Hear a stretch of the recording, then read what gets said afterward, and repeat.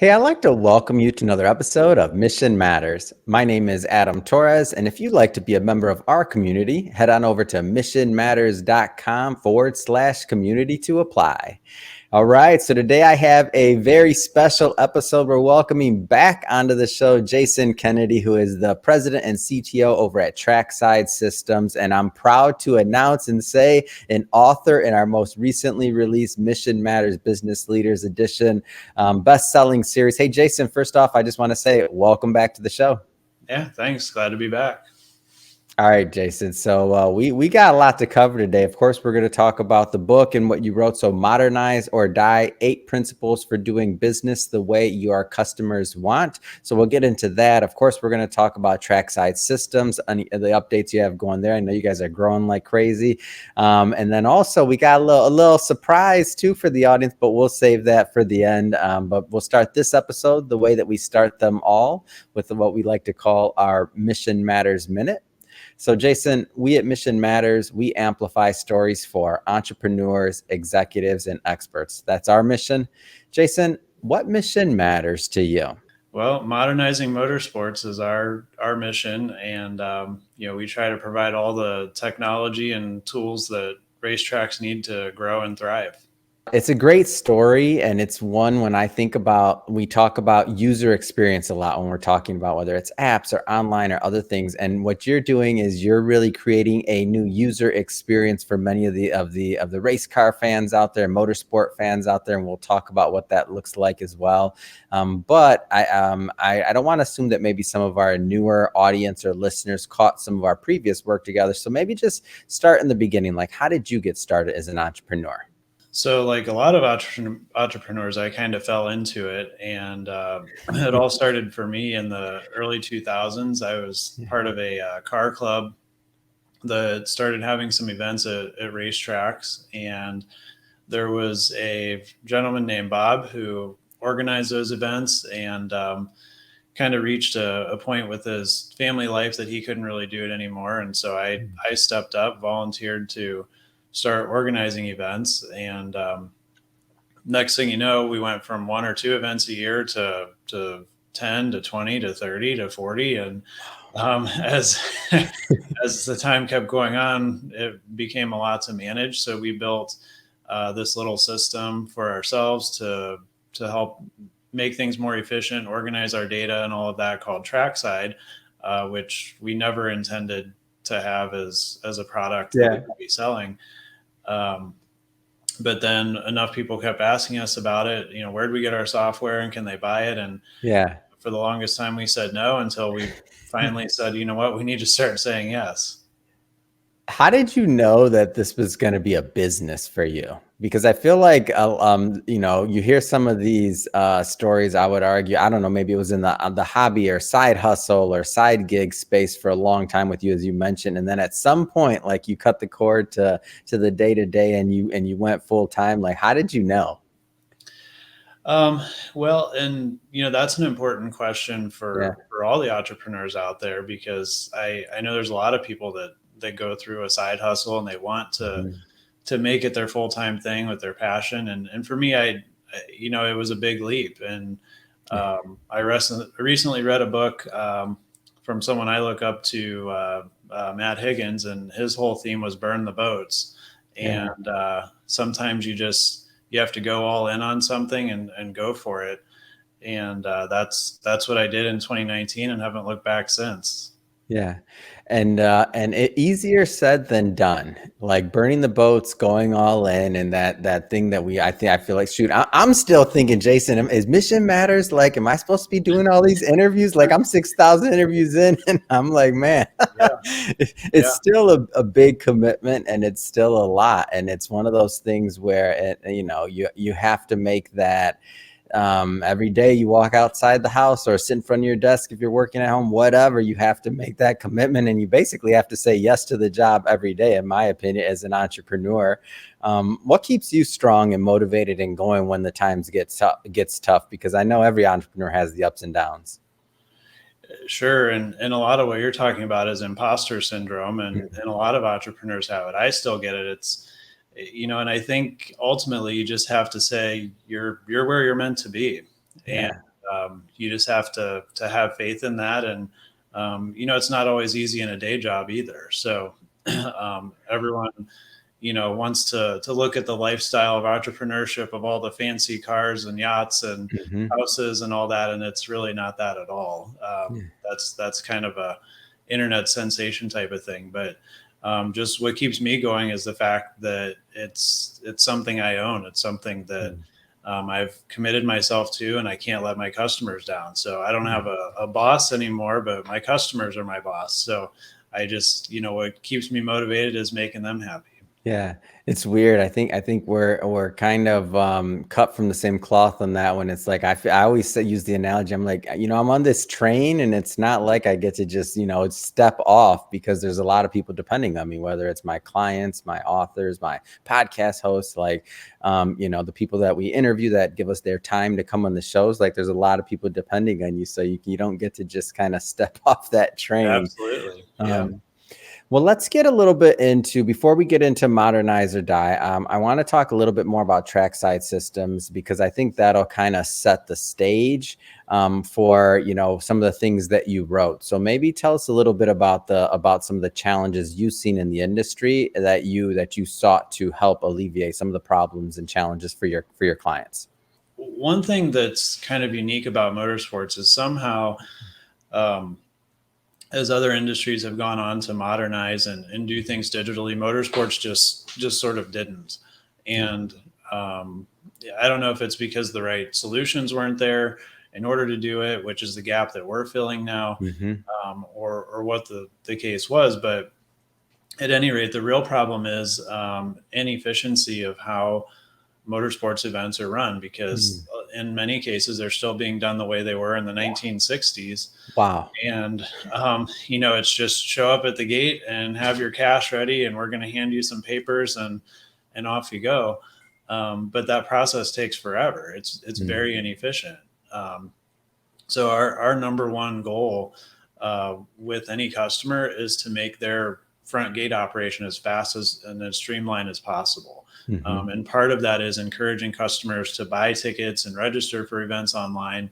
And the side of motorsports that a lot of people don't see is the racers and the participants. So those racers that are going to compete, they've got different paperwork they have to fill out, waivers and tech forms and all of those things. And so when you just clog up a gate at a racetrack with everybody trying to do that all at the same time, it really bogs things down. So that's where Trackside comes in and digitizes all of that. All of that can be done before you even get to the racetrack. You simply scan a QR code and off you go. And it takes a lot to educate the customers about that too. So we have to be very supportive of our racetrack customers in helping, to educate their racers and spectators that they have an option to go online now. Yeah. But one of the early problems with that too was that, just based on the historical way things were done and some of the demographics of the age groups that are in certain areas of motorsports, we get told all the time, well, nobody wants to do anything online. Yeah. So right in the beginning, we found a product deficiency, because if everyone won't do things online, well, how do we do this at the gate? And that's why we built a whole point of sale system around that still allows people to pay cash and do things at the gate, but at least much more efficiently than they were before. Yeah. And as you go further and further down this line of modernization for the tracks, and like, what's been the result?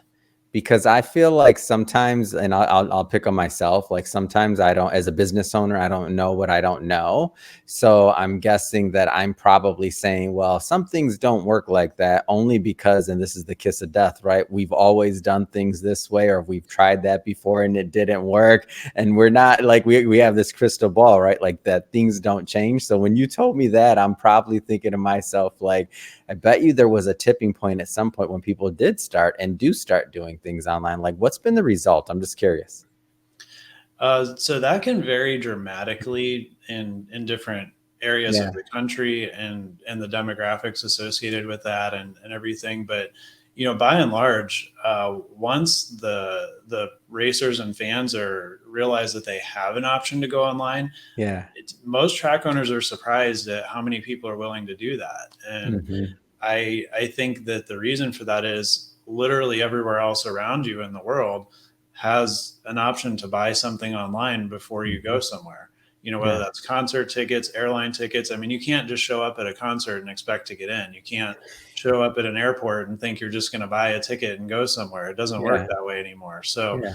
um, people have these experiences in other parts of their life and Hmm. their daily activity, and I don't know if for some reason some of the people in motorsports think that no one does anything except racing. As much as we'd like to think that we're that dedicated to racing, we do other things too. So once they actually embrace it Hmm. and the track helps communicate with their customers, we see a very high Hmm. uptick in online sales, well beyond what they ever thought. I mean, sometimes 40% is a big number, but Yeah. sometimes we get some that are 60 and 70%, and Yeah. that's a much better number. But just based off of what you're telling me, the original problem or original challenge that you were trying to alleviate, which is how do you create a better user experience? Like people just literally getting into their seats or registered if they're a racer or all these other things. Even any percentage is going to speed that up. So like either way, like regardless of the adoption rate, it still increases. And I would imagine it increases like satisfaction. Then you can add things like, I don't know, reward programs, all these other things. Like, am I off on that? No, you're spot on, and Trackside has a loyalty point system built into it that the tracks they don't have to use it, but it's an Yeah. option. And so we have some customers that have started to use that, and it's still a new concept. So Mm. um, we're still kind of seeing what works with that in some cases, but we have a couple customers in their second or third year of loyalty points, and they see a good return from it. That it Wow. works. I mean, that's why McDonald's does it of all things, and Of course. just it's so prevalent everywhere that our whole vision is we want to equip these racetracks with the tools to succeed in business, Mhm. um, the way that every other industry is doing. And Yeah. so someone needed to step in and do it, and so why not us? Yeah. So, and that's great, and thank you for sharing that story. And I want to get a little bit into the book because now that this just ties right in. So, Modernize or Die: 8 Principles for Doing Business the Way Your Customers Want. So, for everybody watching, we're not going to go through all 8. I'm going to read them pretty fast right now, but then just to give you a flavor for it, and we'll pick out a couple of them. But hey, you want all 8? You want to dig in? Obviously, pick up a copy of the book. We do sell books, and we'll have a link in the show notes. Shameless plug there, Jason. All right, so the top 8. So be your own first customer, be the one to solve the problem, see your business through your customer's lens, do business the way your customers want you to, foster customer loyalty. Your email list is gold. Make decisions with data. Don't overlook cash flow. So were these steps, as I kind of went through your work, and I've been waiting to ask this question to you, were these steps things that you kind of knew going into entrepreneurship, or when you sat down to get this written, were these things that you kind of looked back and you're like, yeah, these are some of the things that I wish I'd known, or maybe like a combination? Like, let us inside your thinking and how you came up with this topic. Yeah, so most of those principles are things I learned the hard way. uh, so See, everybody that listening, this is like the pick on yourself show over here. We're not, this isn't about, hey, entrepreneurs that have made it. It's about, hey, we learned the hard way too. Go ahead, Jason. I just sure. always like to pull that out because I appreciate the humility. Yeah. No, I mean, early on with our events business is where most of those concepts came from. And, Mm, we didn't grow from one or two to 40 or so events a year just by happenstance. We had to have our little, fumbles and stumbles and little issues and all of that. mhm, And we did. And that's where most of that came from. I mean, I had some amount of experience with entrepreneurship in the tech space mhm. before really being in the motorsport space, but they're very different industries. And um, so, yeah, most of those come from real life experiences of problems that we had to solve as we grew a large driving school operation. Hmm. And so I want to pick out a few of these.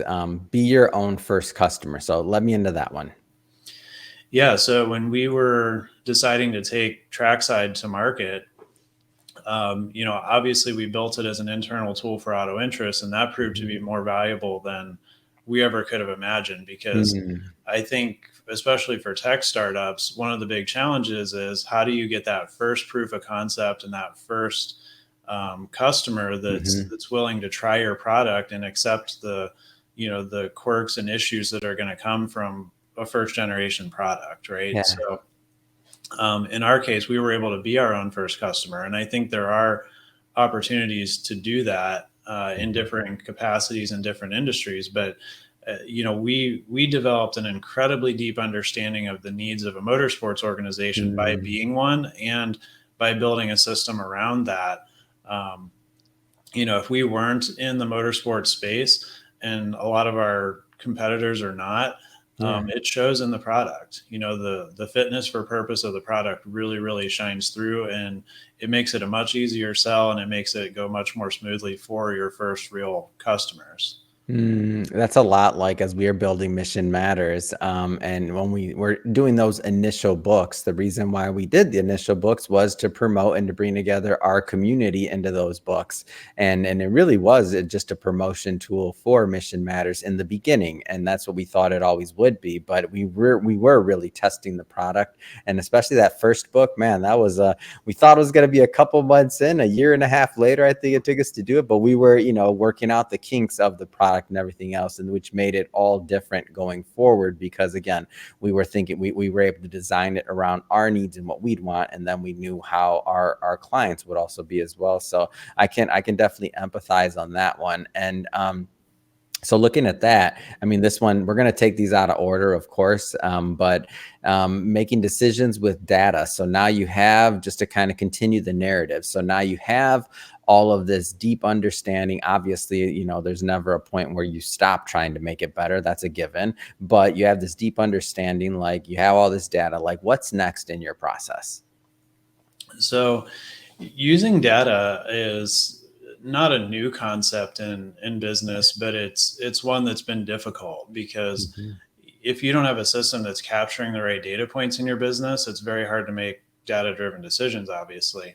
So by having the right tools that capture the right data points at different parts of your business process, you're enabling yourself to have better visibility into what's going on. And that that concept Yeah. is easy to understand um, on the surface, but when you really dig into it, you could have an event in motorsports and say, "Oh, that felt like it went really well, and those stands look really full." And then you look at the numbers and you're like, "Oh, well, maybe it wasn't that great," or compare it to something else. One of the old old things that some of the track owners we work with have told me they would do during larger events is they would go walk through their parking lot and they would look and see where all the license plates were from all the cars in there to try to figure out where people were coming from. So if you think that's pretty funny, right? Like somebody Yeah, that is walking funny. around, That's cool though. Like, and who would know that nuance? That's really cool. yeah, so they're walking around and like taking a tally sheet. Okay, there's one from Ohio, one from Indiana, whatever they're doing.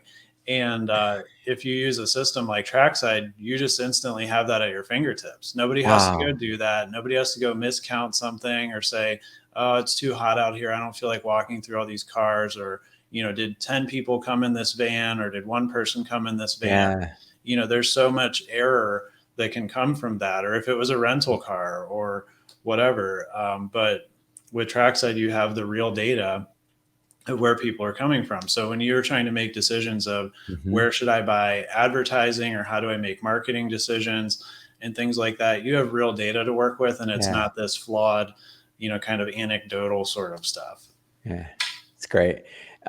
So let's look into this one. And this to me, I mean, I talk about this all the time. And for people that have been, the reason I'm pulling this one out, and you don't know this, Jason, but my long-term listeners that are glued to this know anytime I get to talk about an email list, like I just makes me smile from ear to ear because my biggest regret in business is that we were probably 3 years into business, a media company, right? 1,500 plus episodes at that point, and we didn't make use of our email email list. We had a list. We didn't send out a single newsletter. I kick myself for that. Like that was wasted time. And obviously we're in the media business, like wasted eyeballs, right? Our business. But what's the significance of the email list to you? So one thing we noticed in our driving school program very early on is there's kind of a cycle to it. So what'll happen is you might get somebody that starts driving in or racing in a series or driving in a certain program. Maybe they're in their late teens, early 20s. Maybe they still live at home, or maybe they're on their own, but they've got more disposable income. Yeah. Kids and a family and a house maybe haven't happened yet, all those sorts of things. Life hasn't hit them yet. I got it. Right. They still get to play. Yeah. So what happens is, though, then, there's, excuse me, marriages, Yeah, of course. houses, kids, whatever. Life. Life happens. And then, so those people kind of disappear for a while, but then, Yeah. you know what? They end up coming back. And it's Wow. because you kept them on your email list and they're still staying current and kind of following what's going on with your motorsports organization, whether it's, a more educational and recreational driving school like we have, or whether it's a competitive race series. That's how these things work. And we see it time and time again. So it's, how do you stay in touch with these people? And so when somebody's on cycle of participating in the motorsports events and someone else is off cycle and they're not, then, oftentimes those will flip. So it's like, how do you keep your spots full in your events? Well, it's by building that list. And when you use Trackside, that just happens automatically. So when somebody signs up for something, they're in your database, they're in your system. That's your private database, and you can market and remarket, to those customers. And the same concept applies for fans. So, fans are a little more fickle because, they don't have to spend thousands of dollars on a race car, right? Like they can Of come and course. go as they please. But, staying in touch with people, letting them know what's going on at your racetrack, give them reasons to come back. Maybe you're putting on some unique show or something. But just building that list, historically, and just growing and growing and growing casts a wider and wider net every year that you add people to that database. And who wouldn't want that? For sure. And it also builds, to me, when I think about like what I missed in the beginning, was it kind of starts to build that brand affinity, right? For the racetrack in this case, and and memories, right? Because some of those, thinking about like the cycle. So if we continue that cycle, I'm guessing possibly some of those individuals who come back, their kids are going to get older, and maybe they'll want to race in their teenage years, and maybe then the cycle starts again, assuming that they take interest. And especially if their parents are taking them to the track in the first place, then the likelihood that if dad raced and, is part of that culture, maybe a teenage, daughter or son may want to, like, that all just kind of keeps it in the same ecosystem. And that email list keeps you in front of them, whether they have the time and they're just opening the email and thinking about, man, I wish I could make it out, but I'm busy, or like, whatever, it keeps them in the game. Right.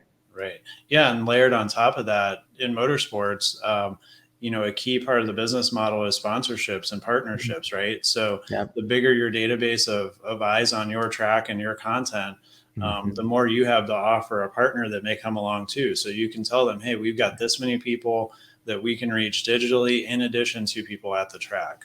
So it's even another profit center too. So that, right. I mean, the last one that I'm going to pull out, at least from the writing, that is to foster customer loyalty. And where I want to go with this one, Jason, is I want to go a little bit deeper into you mentioned in the beginning, but a little bit deeper into the rewards systems. And I know that for everybody watching, maybe you don't own a racetrack, or maybe that, but the reason why I want Jason to go further into this, number one, is because he's been working in that space for a long time. But I challenge everybody that's watching this or listening to this to think about how to apply some of these ideas or some of the things that Jason's seen through his clients in your own business. Like when I read this and I was thinking about it, I'm like, man, how do I create a loyalty program at Mission Matters? Like, that's my challenge for myself. For everybody listening, I challenge you to think about how you can kind of take some of this knowledge Jason gives us and apply it to your own business. So no pressure, Jason. But like, what's not just the benefits, but what are some of the things you've seen, and why is it so important? Yeah, so there's a lot of data out there about loyalty types of programs. And so I've attended trade shows for not just the motorsports industry, but other industries. I've read different case studies that have been done on this topic, and I've really tried to educate myself thoroughly on it in order to figure out the best way to implement it. And the moral of the story that I would distill it down to is a little bit goes a long way. And the easiest way to look at that is a spending based program. So if you have especially a consumer oriented business, even if you give the equivalent of 1 or 2% back, as a rebate or a coupon, that goes a long way, and customers appreciate that. I mean, in this day and age of prices going up on everything and inflation, and all of that, if a customer has an option to do X or Y, and X has a loyalty points program and Y doesn't, they're going to do X. And they just feel that, the organization or company they're doing business with is making a commitment to them in addition to them making a commitment to the company. And it's really kind of an emotional thing, in a sense. And like I said, it doesn't have to be a ton. So it can be after you spend $100, you get a $1 coupon back, or, maybe it's a little more, a little less in some cases. It depends on what you're selling and what margins you have available to work with. But it also doesn't have to be directly monetary. It can also be where you accumulate points for doing different activities, whether that's purchasing something or engaging in some way.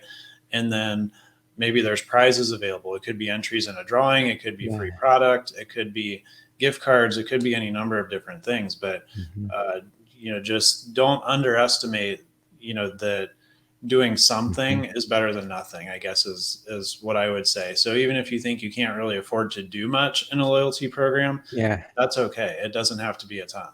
Yeah. It's interesting too, because I think about, because in preparing for that question for you, I was thinking, I went back and I thought about like the programs that I'm either a part of or that hit me most. And this is just a personal thing that I'm not saying there's one way to do it or not, but one company, so we do a lot of B2B. So one of the companies that we purchase a lot of audio, like voiceovers or things like that for our production, they donate a portion of it to this nonprofit called, I think, Tree Nation off the top of my head. And they use, so let's say we spend $100 with them. They might use like $2 of that, like you're saying, a couple percent to buy trees.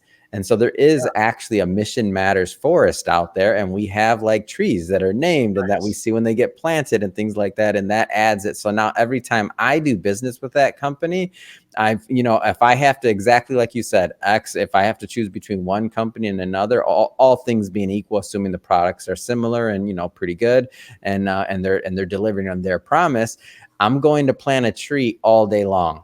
Like, for sure. I don't even think about it, to the point to where they have me so loyal that I haven't shopped their pricing or anything in probably 2 years. Instead, all I do when we spend money with them is I'm looking at, we got X amount of trees now. This is awesome. And I'm seeing our CO2, like carbon, offset that we're doing based off of planting those trees. So the reason I'm going so in depth in that is because there's ways to do it. Like, there's ways to do it, and there's ways that don't necessarily cost a lot of money. Like that particular loyalty program I talked about right there, they have a B2B division of it. So that's something people could sign up if they wanted to, or there's plenty of other ones. So I just think it's a great idea. And if somebody's not doing it, I think that should be on the list. Like that can increase brand loyalty for sure. Sure. And some of it's just about engaging with your customer in any capacity. I mean, anything that it's not just a one-way transactional type of a sale is good.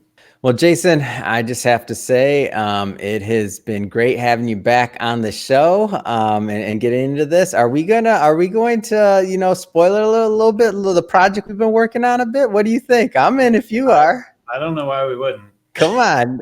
I'll let you announce it, man. I always get to have all the fun. I'm going to let you announce it. We're working on a collaboration project, and I'm going to tag some of you that I'd like to participate on LinkedIn here. But we want to write a book all about motorsports. So I was very thrilled with how my chapter turned out of the Mission Matters book. I just participated in, and I've never seen anything that kind of lifts the curtain so you can see the behind the scenes business of motorsports. And I think that there's a lot of great information out there. A lot of customers that are customers of Trackside and other colleagues I work with in the motorsport space. I really would like to get the word out there and help people really understand what makes motorsports tick. And so we're going to try to put together an entire book of a variety of authors from all different walks of motorsports about all that. Oh man, I'm so thrilled about this, and then it'll be my first time out to PRI. Come on, how many days do we got? I don't have it up. It's like what, 70 something days now. I'm starting Yeah. I'm starting the countdown internally with my team to go into it. I'm like, it's a huge racing event, industry event, and I'm excited for it. And excited to meet all the new authors as we start creating content. And we're in the motorsport business. I'm so pumped and excited. I was talking to the team, and I'm like, you know what? As we start creating this content, we're going to add another section to the missionmatters.com website. So there'll be a motorsports tab. Like we're going to, you know us, Jason, we don't do it small. We're going to do as much as we can to get the word out, to make a whole lot of noise and to get involved, because that's my favorite thing. And I grew up, for everybody that's watching, I don't talk about this too often, but I grew up in that industry. My dad owned an auto body shop growing up, and I'm from Detroit. So I grew up going to the Woodward Dream Cruises and going to all the things that I'm in the car culture growing up my entire life. So to get back to it, like if somebody had me going back to the email list, I don't know if this is going too far back earlier in the conversation, but if I'd have been on somebody's email list, I got drugged back into motorsports. I'm back. Come on, where am I going to a race? So Yep. There you go. Oh man. Well, Jason, again, it has been wonderful having you back on the show. Looking forward to continuing to work with you to promote this book, of course. Also, the next book we're going to be doing on motorsports and beyond. If somebody wants to follow up and learn more about Trackside or connect with you or your team, what's the best way for them to do that? So tracksidesystems.com has everything you need to know about Trackside. If you'd like to connect with me, I'm on LinkedIn. I don't really do any other social media besides that, so I'm pretty easy to find on LinkedIn. So hit me up there. Fantastic. And we'll put all the all those links in the show notes so that our audience can just click on the links and head right on over. And speaking of the audience, if this is your first time with Mission Matters or engaging in an episode, we're all about bringing on business owners, entrepreneurs, executives, and experts, and having them share their mission, the reason behind their mission, why they do what they do, what gets them up and fired up in the morning to get up out there and out their bed and make a difference. If that's the type of content that sounds interesting or fun or exciting to you, we welcome you. Hit that subscribe button. We have many more mission-based individuals coming up on the line, and we don't want you to miss a thing. Jason, again, thank you so much for coming back on the show. Until the next time. All right. Thanks, Adam.